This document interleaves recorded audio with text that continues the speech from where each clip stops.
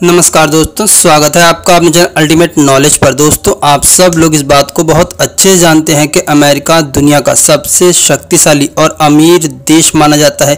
दुनिया में कोई भी ऐसा देश नहीं है जो कि अपने संबंध अमेरिका के साथ अच्छे ना रखना चाहता हो, क्योंकि हर देश इस बात को जानता है कि अगर उसके संबंध अमेरिका के साथ अच्छे और मजबूत होंगे तो उसके देश की अर्थव्यवस्था बहुत तेजी से विकास करेगी। वहीं पर इसके विपरीत अगर कोई भी देश अमेरिका के साथ दुश्मनी लेता है और अमेरिका के साथ उसके संबंध अच्छे नहीं होते तो उस देश की अर्थव्यवस्था पूरी तरह से तहस नहस और बर्बाद हो जाती है।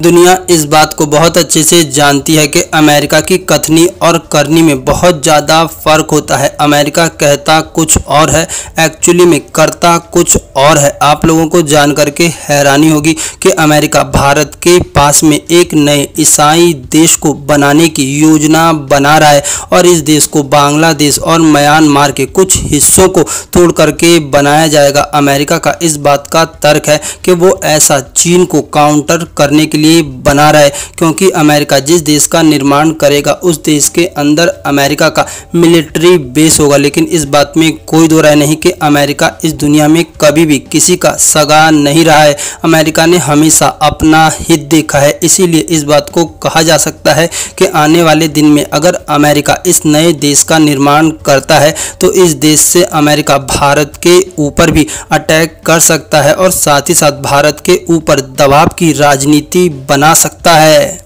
बांग्लादेश की प्रधानमंत्री शेख हसीना ने इस बात का खुलासा किया है कि अमेरिका बांग्लादेश और म्यांमार के कुछ हिस्सों को तोड़ करके एक नए देश का निर्माण करेगा। साथ ही साथ अमेरिका की नज़र भारत के नॉर्थ ईस्ट राज्यों पर भी है, जहां पर ईसाई आबादी बहुत ज़्यादा है। उनका ऐसा कहना है कि अमेरिका इन राज्यों के अंदर विद्रोह करा के इन राज्यों के कुछ छोटे छोटे हिस्सों को अलग कर सकता है, जिसका उपयोग वो नए देश को बनाने में कर सकता है। हालांकि भारत के विदेश मंत्री और प्रधानमंत्री की इस मामले पर कड़ी नज़र है और इस बात को कहा जा रहा है कि भारत के अंदर जब तक मोदी सरकार है तब तक अमेरिका कभी भी इस मंसूबे में कामयाब नहीं हो सकता। दोस्तों, आप लोगों का इस विषय पर क्या सोचना है? आप लोग अपनी राय कमेंट बॉक्स में बता सकते हैं।